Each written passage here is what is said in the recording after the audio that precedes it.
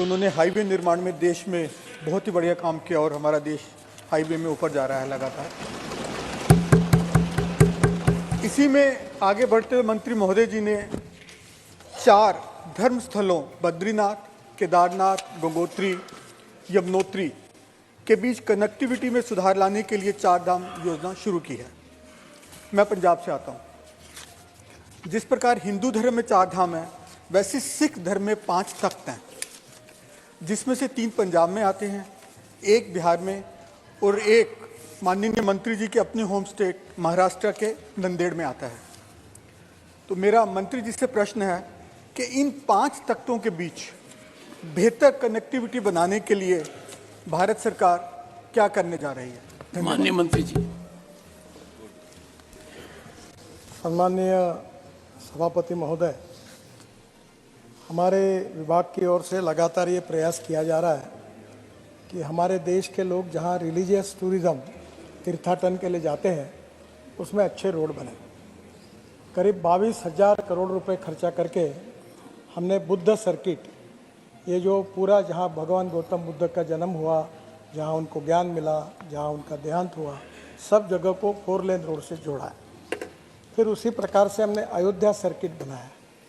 Ayodhya circuit में भी विशेष रूप से हम करीब 30,000 करोड़ का राम वन गमन यात्रा, सभी प्रकार का, सीता के जन्मस्थान नेपाल के भूमि तक वहाँ से उसमें कनेक्टिविटी की है। महाराष्ट्र में हमारा पंढरपुर हमारा बहुत एक लोगों का श्रद्धा का विषय है। तो देहू से पंढरपुर और आळंदी से पंढरपुर ऐसे 12,000 करोड़ का पालकी मार्ग भी बनाया है। अभी सम्माननीय सदस्य जिसका उल्लेख कर रहे थे, विशेष रूप से सिख पंथ में, धर्म में जिस प्रकार की श्रद्धाएं हैं, उसमें अमृतसर से कटरा ये हाईवे हम जब बना रहे थे तो अमृतसर से जाते समय 4 भव्य अति महत्वपूर्ण ऐतिहासिक गुरुद्वारा थे, वो छूट गए थे और हम बाहर से कटरा जा रहे थे। तो विशेष निर्णय लेकर वो चारों को जोड़कर वो रोड बड़ा करके उसका भी निर्णय किया गया। जहाँ तक इस प्रश्न में आज नांदेड़ से लेकर आपने जितनी बातें की है वो इस प्रश्न का भाग नहीं थी, पर जहाँ तक मेरी जानकारी है, मैं थोड़ा एकदम प्रिपेयर, एकदम शायद एक मेरे को लगता है कि वो सही है कि जितने गुरुद्वारों के बारे में आपने उल्लेख किया है, लगभग उन सब को हमने 4 लेन से अच्छी तरीके से जोड़ दिया है। अगर इसमें से कोई छूटा होगा, ऐसा अगर ध्यान में आएगा तो वो भी जोड़ेंगे। ये तीर्थाटन बनने से आदरणीय अध्यक्ष महोदय, बड़े प्रमाण पर लोग आ रहे। जैसे अभी उत्तराखंड के मुख्यमंत्री ने मुझे बताया कि 4 धाम का काम अभी थोड़ा ही हुआ है, आधा हुआ है, फिर भी इतना लोग आ रहे कि टूर आने वाले लोगों की संख्या दुगनी हो गई है। और जब टूरिस्ट आते हैं तो 49% एक्सपेंडिचर रोजगार निर्माण करने के लिए होता है। तो स्वाभाविक रूप से एक तरफ हमारे तीर्थाटन के जो स्थान है उसकी कनेक्टिविटी, अब उसमें parking places, road side plaza जिसमें और इलेक्ट्रिक चार्जिंग से लेकर सब प्रकार की सुविधा है, और विशेष रूप से सरकार की ओर से, पर्यटन विभाग की ओर से भी वॉशरूम्स और बाकी बातों का वो भी काम कर रहे हैं। मुझे विश्वास दिलाना चाहता हूँ कि ऐसे जैन धर्म के लिए भी हम लोग इसी प्रकार से जोड़ रहे हैं। सब प्रकार के मुस्लिम इसमें भी जो स्थान है उसको भी जोड़ने का हमने काम किया है, ताकि जो अब लोग वहाँ जाते हैं तो उनकी सुविधा हो। Second supplementary, doctor Ashok Kumar Mitra. धन्यवाद सर। सर, जो मेरा पहला प्रश्न था, मैं उसमें एक और निवेदन करूंगा कि हेमकुंड साहब को भी 4 लेन से जोड़ने के बारे में थोड़ा सा देखा जाए।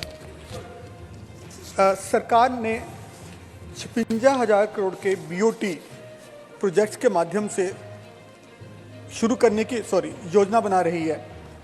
ICRA की रिपोर्ट के मुताबिक 2011 से 2022 तक 120 BOT प्रोजेक्ट्स में 48,000 करोड़ का डिफॉल्ट हुआ है।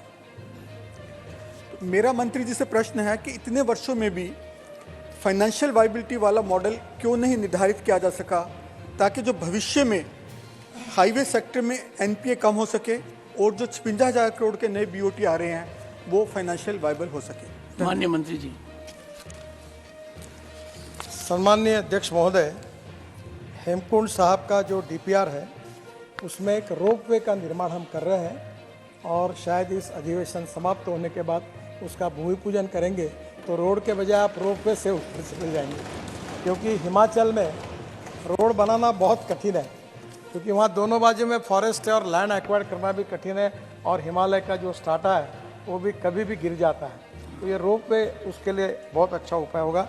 शायद अगले साल में आप इस रोप वे से हेमकुंड साहब दर्शन करने निश्चित रूप से जा सकेंगे। सर, ये जो उन्होंने बीओटी प्रोजेक्ट की बात की, ये 4 प्रकार के प्रोजेक्ट हैं।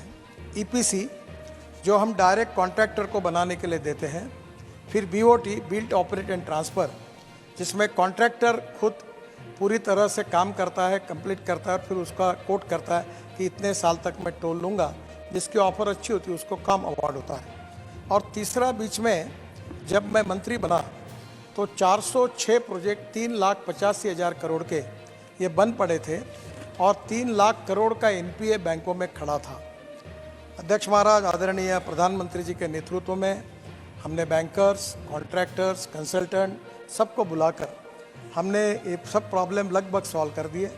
20% प्रोजेक्ट टर्मिनेट कर दिए, और मुझे कहते हुए खुशी हो रही है कि भारतीय बैंकों को हमने 3 लाख करोड़ के एनपीए से बचाया, उसको रेगुलराइज कर दिया। जहाँ तक वो इस पूरे प्रकरण में आपने वकीलों की फीस पर बड़ा कुठाराघात किया है। हाँ, ये बात जरूर है सर, विवाद अगर खत्म हो गए तो वकीलों का काम ही नहीं आता। सर, ये दूसरी बात जो कह रहे हैं कि बीओटी के कोई प्रोजेक्ट में प्रॉब्लम नहीं है। अब तो मैंने एक नया आइडिया तैयार की है, वो ऐसी है कि जैसे धनवान परिवार में अगर बच्चा नहीं होता तो दत्तक लेते हैं। तो पहला प्रयोग ऐसा हो रहा है कि पुणे से औरंगाबाद हम हाईवे बना रहे हैं, एक्सप्रेस हाईवे, 2 घंटे में पुणे से औरंगाबाद होगा। अब वो बीओटी पे करना है, तो एग्जिस्टिंग रोड के जो 4 टोल थे वो हम बीओटी ऑपरेटर को दत्तक देंगे, और वो पूरा पैसा 15,000 करोड़ खुद के लगाकर वो काम करेगा। ऐसा भी नया बीओटी ढूंढा है जिसमें सरकार का कोई पैसा लगेगा नहीं। तो अभी जो आप बता रहे हैं, ऐसा बीओटी में कोई प्रॉब्लम नहीं है।